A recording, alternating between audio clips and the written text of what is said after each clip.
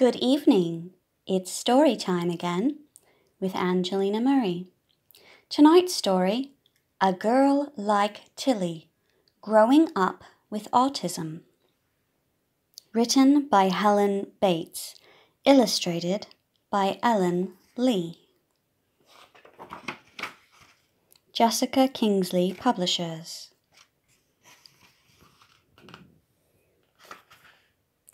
Everyone agrees that Tilly is a lovely baby. But like all new arrivals, she keeps everyone on their toes.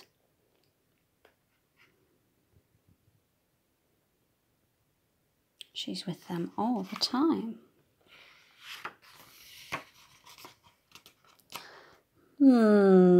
Says Mum.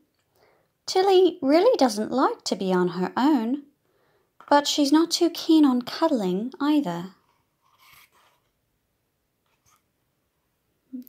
Things aren't going quite as smoothly now.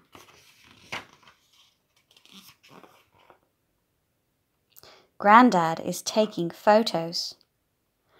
She's lost in her daydreams again, says Grandma. I think she likes her very own secret world best, says Big Brother Tim. I'll jolly her along, says Grandad. I'll give her a big hug. But Tilly has already run away.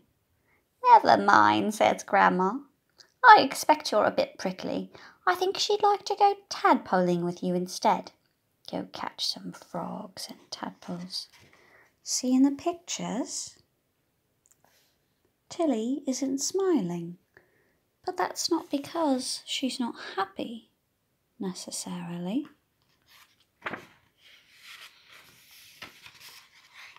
Tilly is learning about lots of things very quickly. Everyone thinks she is very clever and will love going to school. She can remember the names of all her brother's toy cars. From the Ford Cortina to the Mini Cooper, the Fiat, the VW Beetle. She really likes cars. But when will she learn to ride her bike, or tie her shoes, or button up her coat, or use her knife and fork, or catch a ball? These things haven't been going as smoothly as learning about those cars. When she starts school, Tilly doesn't like it at all.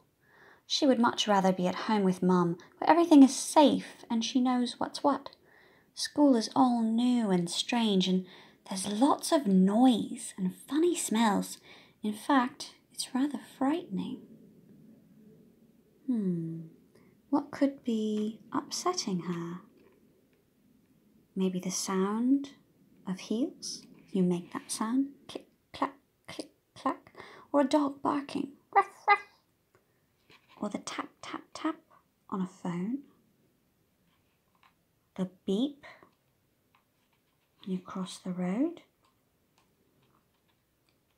insects or grass, the smell of coffee maybe, or sweeping, talking on the phone, or so many people,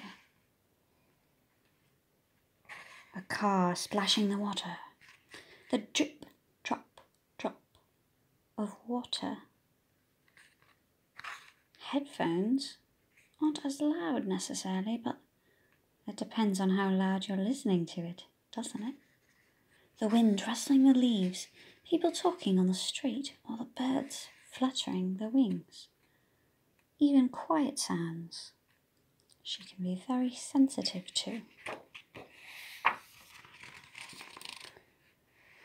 She's just little Miss Shy, says the teacher.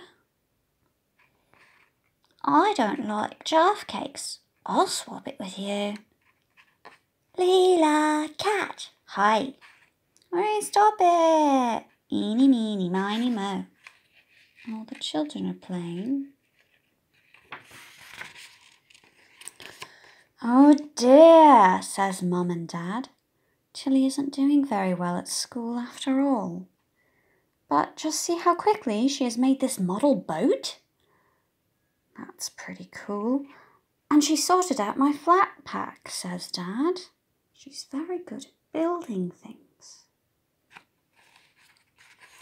Oh dear, says the teacher. Tilly has been on the same page of this book for weeks. Whatever shall we do?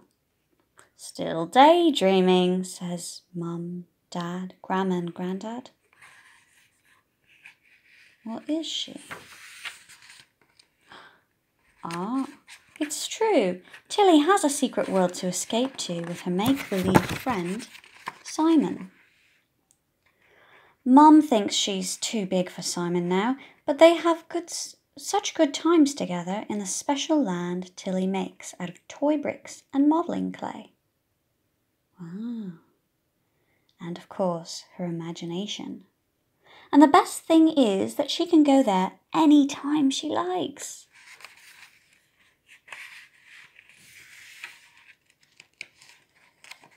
She does love to tell me stories about everything that happens at home, says the teacher. By the way, I do hope that you can make it up with your best friend, she whispers to Mum. Tilly finds it very difficult to know what it's okay to talk about and what is private. And she can be very blunt. Her mum probably didn't want other people to know, but Tilly didn't understand that. So what does Tilly like to do? Well, best of all, Tilly loves spending time with her black cat, Gilbert. He is always ready for a chat. She tells him everything, and he seems to understand that Tilly's life is quite difficult. She just can't seem to get the hang of it like other children can. It seems very easy to get everything wrong. But she thinks that if she copies what they do, she will learn to be like them. So that's what she tries to do. She wishes that everyone else was as understanding as Gilbert. Maybe she just wasn't in the right place when someone was explaining how to work it all out. And Tilly loves to tell the other children about Gilbert, but sometimes the children don't seem to want to listen anymore.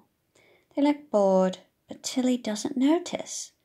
They want to talk about other things and get cross when Tilly keeps butting in. Tilly realizes that there must be a lot of rules about conversations. However will I be able to learn them all, she wonders. Maybe, I wonder, do you think Tilly sees faces all together, like many of us, or maybe separately? So, what does that mean?